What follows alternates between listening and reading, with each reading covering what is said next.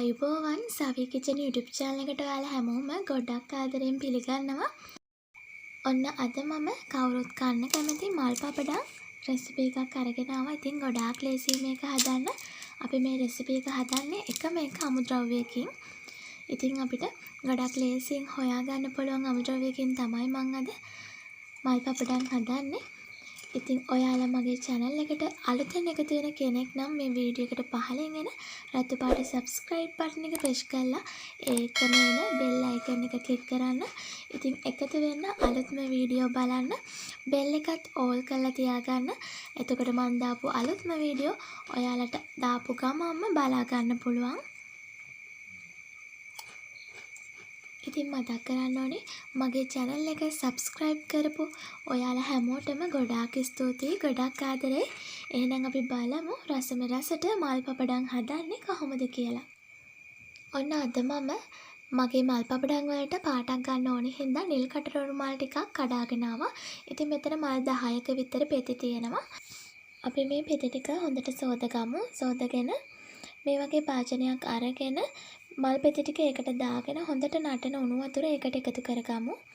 ඉතින් එකතු කරගෙන විනාඩි 15ක් විතර ඔයාලා තියාගන්න. එතකොට මේ මලේ තියෙන නිල් පාට ටික ඔක්කොම වතුරට එකතු වෙනවා. ඔන්න ඔය විදිහට තමයි මම මගේ මල් පපඩම් එකට පාට ගත්තේ. ඉතින් ඔයාලට කලරින් උනත් දා ගන්න පුළුවන්. ඉතින් කලරින් වලට වඩා හොඳයි ස්වභාවික වර්ණක එකතු කරගත්තොත්. ඒ වගේම ඒවා ඇඟටත් ගුණයි. ඔන්න අද මම සවුවරින් තමයි මේ රසම රස පපඩම් එක හදාගන්නේ. ඉතින් මෙතන ග්‍රෑම් 50ක් තියෙනවා. ඔයාලට මැනගන්න ලේසි වෙන්න මම මේ වගේ පිරිසි කෝපයක් අරගත්තා. මේ පිරිසි කෝපෙන් භාගයකට චුට්ටක් අඩුවෙන් සවු තියෙනවා. ඉතින් අරගෙන භාජනයකට දාගන්න.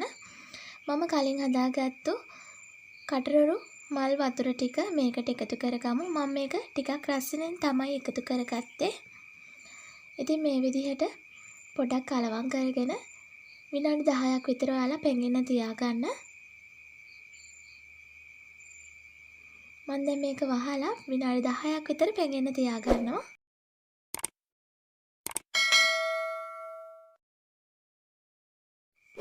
ඔන්න මේ තියෙන්නේ හරියටම විනාඩි 10කට පස්සේ. දැන් අපි මේ ටික පෙරාගෙන වෙනම භාජනයකට දාගමු සව් වැට ටික. ඉතින් අපි මේ විදිහට පෙරාගත්තු ටික ස්ටිම් කරගන්න ඕනේ. මම අද රයිස් කුකර් එකේ ස්ටිමර් එක තමයි පාවිච්චි කරන්නේ. ඉතින් ඔයාලට වෙනම ස්ටිමර් එකක් තියෙනවා නම් ඒක පාවිච්චි කරන්න.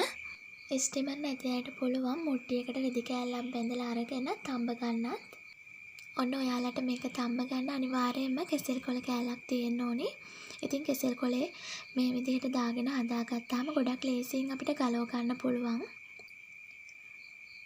ඔන්න ස්ටිමර් එකේ ඔයාලා තඹ ගන්නවා නම් මේ විදිහට පපඩම් 3-4ක් චුට්ටක් ඈතින් දාගන්න.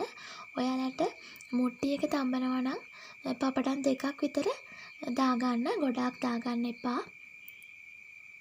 මේක තැම්බෙනකොට ටිකක් විසිරිලා වගේ පපඩම ලොකුවට හැදෙනවා. විශේෂයෙන්ම ඔයාලා පපඩම හදාගන්නකොට මැද්දේ හිඩැස් නැති වෙන විදිහට හදාගන්න. දැන් අපේ පපඩම් ටිකක් හදාගෙන ඉවරයි. මේ ටික ස්ටිම් කරගමු. ඔන්න මේ තියෙන්නේ හරියටම විනාඩි 10කට පස්සේ ස්ටිම් කරගත්තු පපඩම් ටික. ඔයාලට පේනවා ඇති පපඩම ගොඩක් ලොකුවට හැදිලා තියෙනවා. දැන් ඔයාලට පුළුවන් මේක තද අවුවේ වේල ගන්න. ඉතින් මම මේක උදේ තමයි හැදුවේ. දවල් හොඳට අවුව වැහුණා. ඉතින් මම අවුවේ හොඳට වේල ගත්තා මේ ටික. ඉතින් ওই විදිහට මම පපඩම් ටික සේරම හදාගත්තා.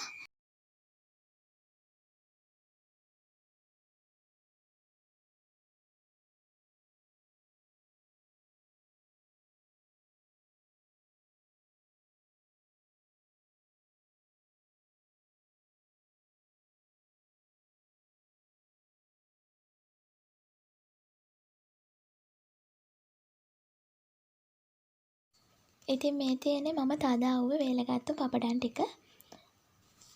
ඔයාලා කෙසෙල් කොලේ ගලව ගන්නකොට හෙමීට ගලව ගන්න. ඉතින් කලබලෙන් මේක කරන්න බෑ. හෙමින් ගලව ගන්න ඕන.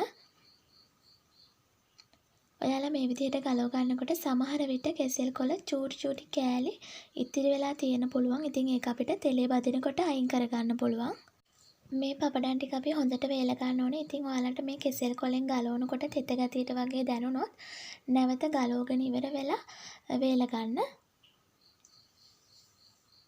හොඳට වේලුණොත් තමයි මැද අමු වෙන්නේ නැති වෙන්න හොඳ ලස්සනට අපිට පපඩම ගන්න පුළුවන්. ඔන්න මම පපඩම් ටික සේරම ගලව ගත්තා. ඉතින් මේ බලන්න ලස්සන පාටකට පපඩම් ටික ඇවිත් තියෙනවා. දැන් ඔයාලට පුළුවන් මේක තෙල් ටිකක් ලිපේ තියලා බැද ගන්න.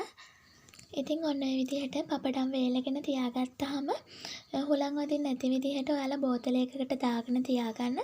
ඉතින් මේ විදිහට මාසයක් විතර තියාගන්න පුළුවන් ඔයාලට මේ පපඩම්. දැන් අපි පපඩම් ටික බැදගමු. ඔන්න දැන් ඔයාලා තාච්චියකට තෙල් ටිකක් දාගෙන හොඳට රත් කරගන්න. දැන් තෙල් ටික හොඳට රත් වෙලා තියෙන්නේ. දැන් අපි පපඩම් එක ගානේ තෙලට දාගමු. ඔන්න මේ බලන්න මලක් වගේ ලස්සනට මගේ පපඩම් ටික පිපුණා. ඉතින් ගොඩාක් ලස්සනයි. පාට වෙනස් වෙන්නේ නැහැ. ඒක දම් පාටකටලා දම් පාටකට වගේ ආවා. ඉතින් අපිට කෘත්‍රිම වර්ණක දාගත්තේ නැති වුණාට ස්වභාවික වර්ණ වලින් ලස්සන පපඩම් එකක් හදාගන්න පුළුවන් වුණා. ඉතින් ඔන්න ඒ විදිහට තමයි මම රසට ගොඩාක් ලස්සනට පපඩම් හදාගත්තේ. ඉතින් අනිවාර්යයෙන්ම ඔයාලත් හදලා බලන්න. චූටි බබාලත් ගොඩාක් ආස වෙයි මේ විදිහට පපඩම් කන්න. ඉතින් කෘත්‍රිම රසකාරක වර්ණක දාලා නැතිව මේ විදිහට සෞඛ්‍ය ආරක්ෂිතව ගෙදෙද්දිම පපඩම් හදාගන්න දැන් ඔයාලටත් පුළුවන්. ඉතින් අනිවාර්යයෙන්ම හදලා බලලා කමෙන්ට් එකක් දාන්න. මගේ වීඩියෝ එක හොඳයි නම් ලයික් එකක් දෙන්න. යාළුවන්ටත් බලන්න ෂෙයා කරන්න. මතක ඇතුවම මාව සබ්ස්ක්‍රයිබ් කරන්න. අපි නැවතත් රසබර වීඩියෝ එකකින් හමු වෙමු. ඔයාලට ගොඩාක් ස්තුතියි.